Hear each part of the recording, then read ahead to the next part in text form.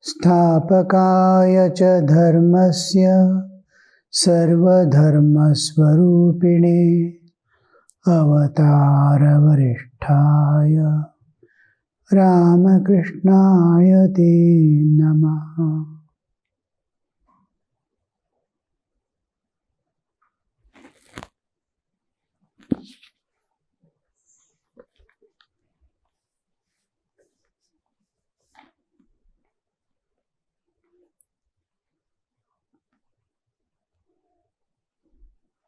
Ramakrishna was about to enter a carriage.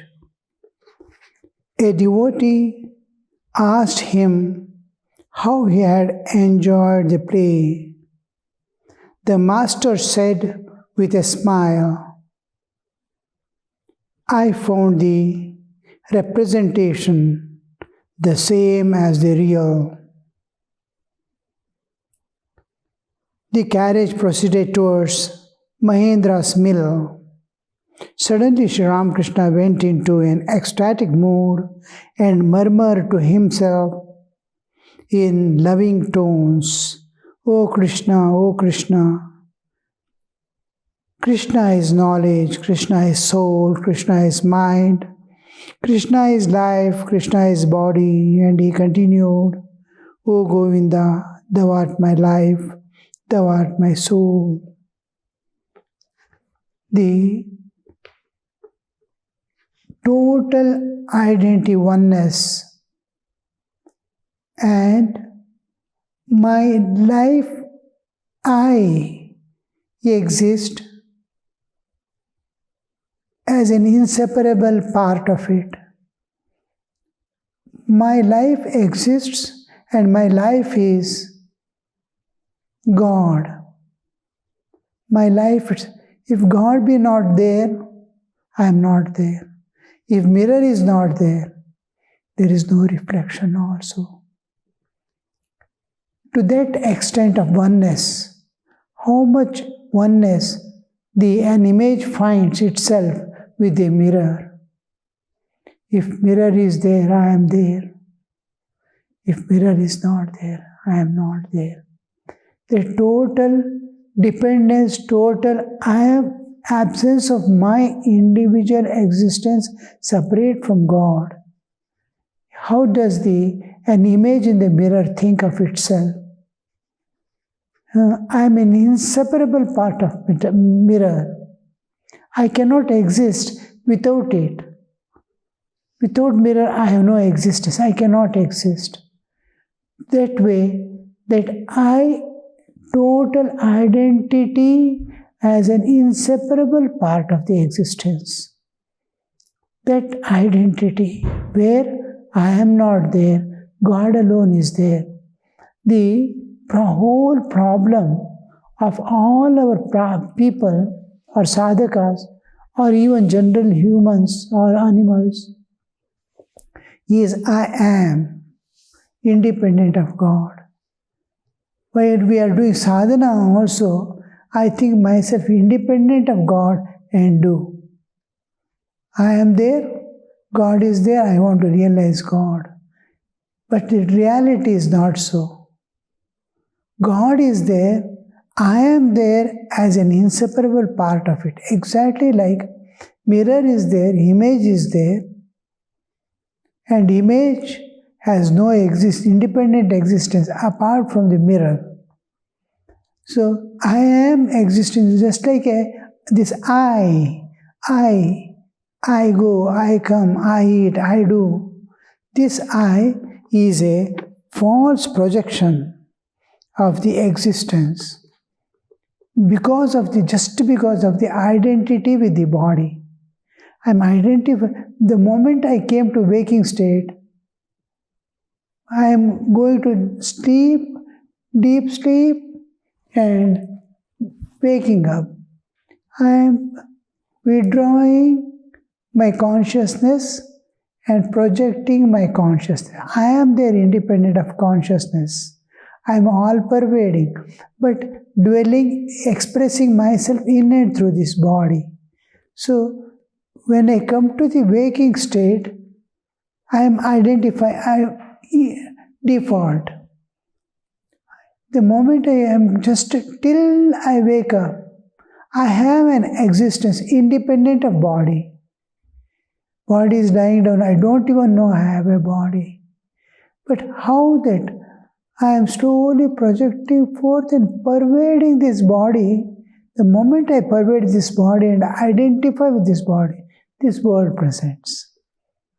This world waking state is there inevitably the moment you identify with, because you are going from zero, you are projecting till the body.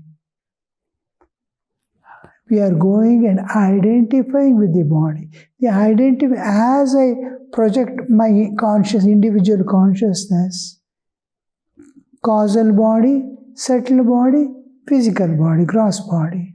The three, Karana, Sukshma, Stula, Sharira. As I am coming, beyond that is my pure spiritual existence. Bodily existence I am entering. Bodily existence. From beyond the deep sleep, I am entering the deep sleep, identifying with the causal body, Karana Sharira. I am further expanding and pervading the subtle bodies, Sukshma Sharira, mind and senses. Still I am expanding to the physical bodily existence. I am projecting to the bodily existence. I am pervading the bodily existence, and I get immediately the moment you touch and pervade. It is like an electrical wire. The moment it touches, it doesn't touch and stop there. It is power. It is electricity. The moment it touches a copper vessel, the whole copper vessel immediately pervades the copper vessels. A statue is there, copper statue, touch the electrical wire, it doesn't end there, touching. The moment you touch, it pervades the copper vessel. It pervades the copper idol. Like that, I touch this physical body, immediately I pervade this.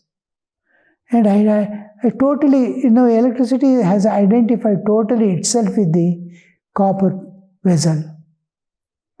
How you see? It is pervading. Like that I pervade, and the pervading, I am there every part, I am pervading it.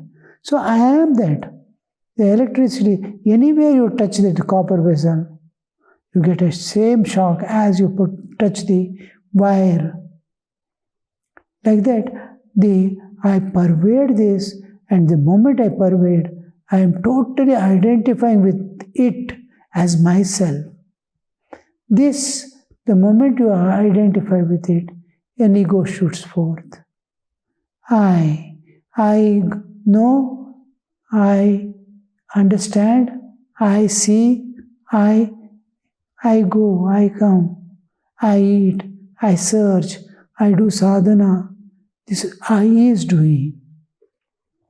This I is independent of God, because it is a false projection when you pervade the physical body. When you sleep, the I waking state, the ego of the waking state dissolves. And it identifies with the dream body, and dream ego projects. Waking ego dissolves. In deep sleep ego projects to say nothing exists. Nothing. It has only one knowledge, nothing exists. Absence of all things it is experiencing. Nothing exists. Little beyond the causal body, if you go, immediately, I am Purna. I am Purna. I am getting back my real identity. The projection to the bodily level, it immediately projects forth an ego. This ego is, as this ego mellows down, I slowly dissolves. As it comes down, you begins. You are doing sadhana. You are I am just an instrument in your hand. You are making, I am a puppet and you have the strings in your palm. You are making me move, I move. He is coming back to the reality. In the waking state, he is experiencing the absence of I. And this total absence of the waking I is enlightenment. I dissolves. I am not there. God alone is there. So, how to dissolve this ego I? It begins with the two things: cultivation of humility. Humility is absence of ego. In activity, holding on to the instrumental hood. I am instrument, he is making me move, I am moving. He is making me, none of the organs belong to me. None of the senses belong to me. Body doesn't belong to me. Limbs that move and make me go here, there, hold and act, they do not belong to me. All belong to nature. I pervade and say I. And my hand, my body, my senses, whose it? Whose is it in reality? One day we have to leave all this and go. I am identifying and saying, not only saying, identifying, I am saying, I am this body. How that comes, you would see. So this ego, with cultivation of humility, no expression of ego anyway. I am doer, I am enjoyer, I am knower.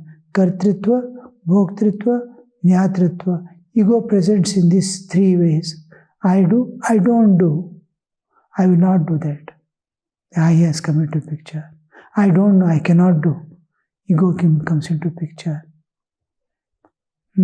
Ask one person to play harmonium. He never says, I will try.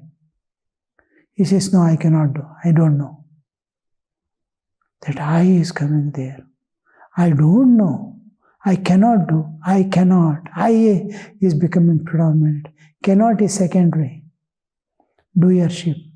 The I is making everything possible. I can do. I will do. Everywhere, if God makes me do, I do. There is, then I will try. You teach me, how can I do? You teach me, I will do. Immediately, the ego is getting converted into humility.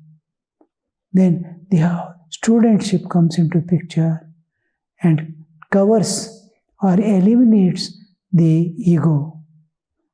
Teach me, I will do. How to do? You teach me, I will do. Humility, I is there, but it has mellowed down. As if another person is getting it done through him. Humility, slowly cultivation of humility and absence of desires. Any desire coming, we analyze. Can I remain without this desire? Certain desires that are harmful for spiritual life. That has to be desire for enjoyment, desires for possession. It has to be eliminated. Sukha dukkha will come according to karma, karmic load that will experience and go, but will not have a separate craving for enjoyments. Whatever is there, within that, whatever is available, within that, whatever is given, provided, within that, we try to find contentment. Contentment. I am contented with whatever. Any kind of food, all right. If others are eating, if it suits my body, it is sufficient. I don't want to torture my body. And if it suits, if it is good, it is enough. So this kind of, I want that alone, I cannot do without it, is how the ego manifests. So being contented and universal love. Universal love, you are seeing all it with equality and experience equanimity within. I am feeling, I am understanding, I am experiencing, they are all equal. Because there I see, the moment I start seeing all are equal, externally my treatment will be equality.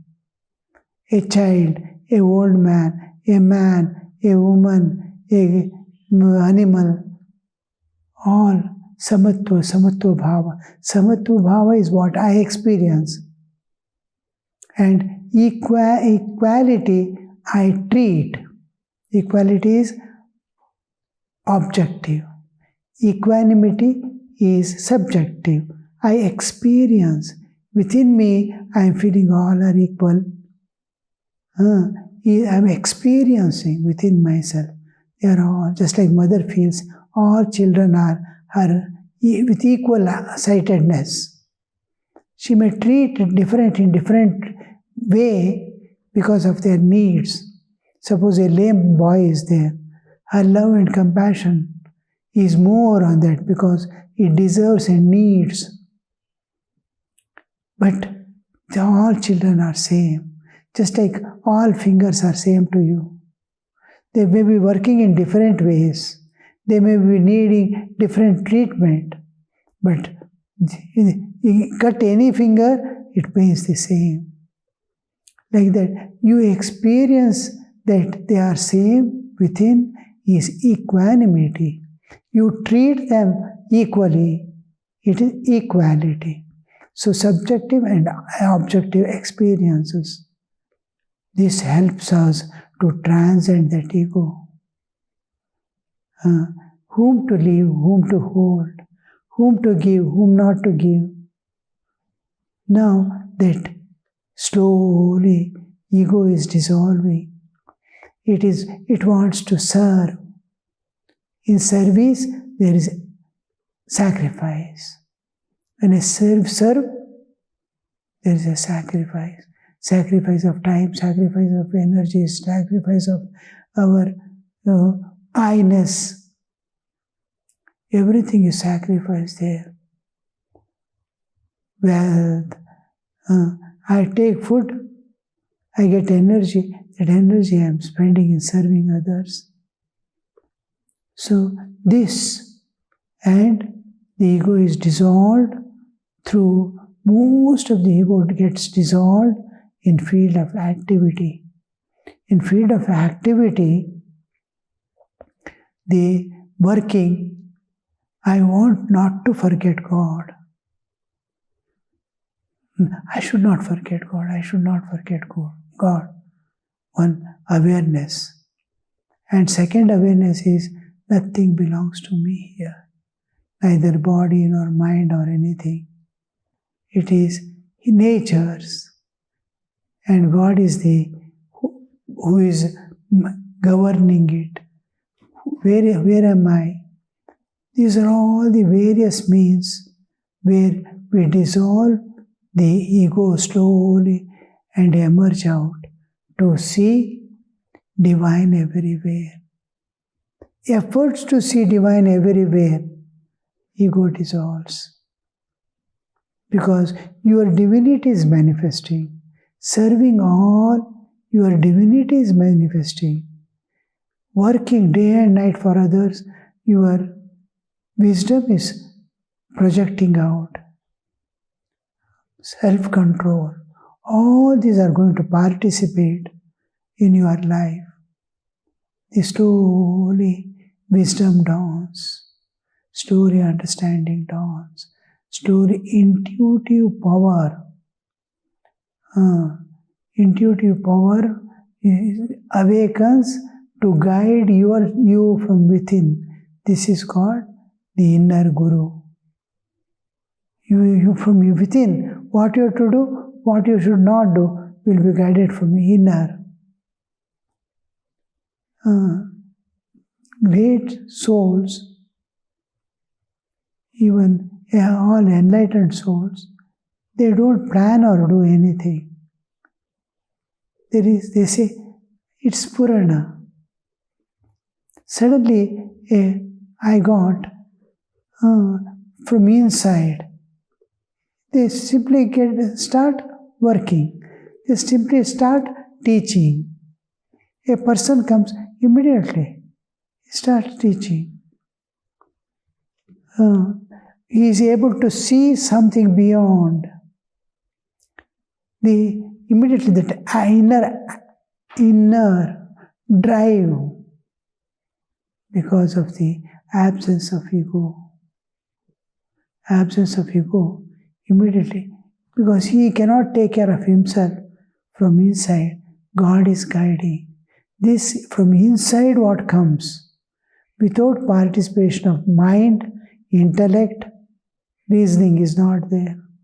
From inside it is coming out, then it is called Spurana, intuition. Intuition is what comes, and this intuition guides what to do and what not to do. Most of the things, what you now suppose Swami Vivekananda, what all he did is not by planning or anything. It is from inside. Walk now. We saw the another Swami of the traditional Shankara followers, Kanchipuram, lived for 100 years, is no more. He'll be talking something immediately. He says, I have to go to such place. I am going. He waits for none. No footwear, no dress. He never wore footwear, but never sat on a vehicle also. Immediately, he starts walking. Get up and start walking. Where are you going? I have to go there. That inner drive. I have to go to long distances. 200, 300 kilometers. Pata, they start walking. Here, their little rest they take and start walking. It's to wonder. No planning, no call, and straight away walks into some house, and that's Purana, intuitive guide. Now, when the ego is not there, God intuits from within. That intuition they follow. Now I have to do this. Now I have to do that. I have to do something here. How Swamiji or Vivekananda was guided. The absence of ego is what makes this ego is not there. Then you see, Krishna is my life, Krishna is my body. He continued, O Govinda, thou art my life, thou art my soul. The carriage reached the mill. Mahendra fed the master tenderly with various dishes. Yam sat by his side. Yam is one who is reporting the whole thing, Gospel of Sri Ramakrishna. Mahendranath Gupta sat by his side. Affectionately he said to him, here, eat a little. He put some sweets in his hand. Look at the love and concern God shows. With Mahendra and a few other devotees, Ramakrishna left in the carriage for Dakshineshwar temple garden. The master was in a happy mood. He sang a song about Gauranga and Nitai. Yam sang with him. Gaur and Nitai, ye blessed brothers, I have heard how kind you are and therefore I have come to you.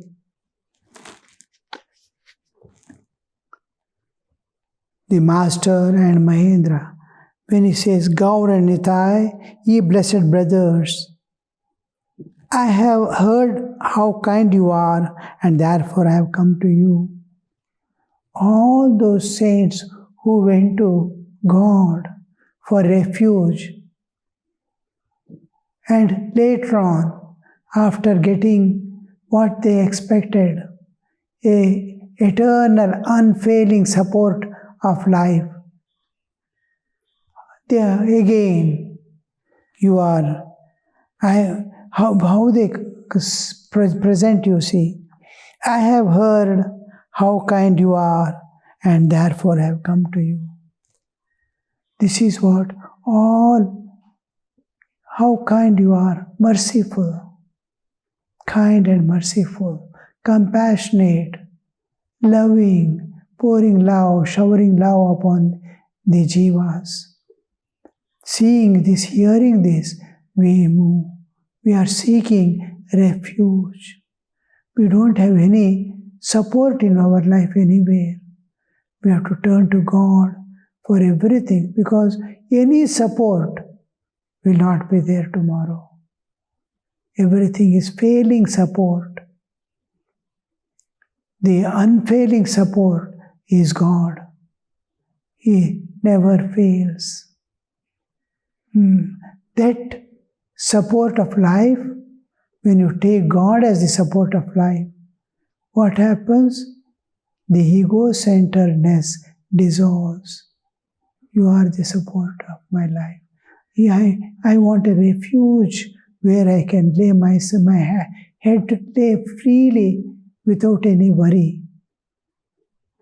So this every soul seeks. Somebody should take care of me. Somebody must, especially sainthood, because of the absence of ego, they need some support to, and God provides it. Wherever a person goes, enlightened soul, everywhere, as if people are waiting for him, he gets the support. Whatever he needs is supplied by the Lord. So when we go to God, because He alone is last support, refuge, anywhere, anything anybody gives, it is we love God. It is protection of the divine. Om Shanti Shanti Shanti Harihi Om Tat Sat Shri Ramakrishna Arpanamastu.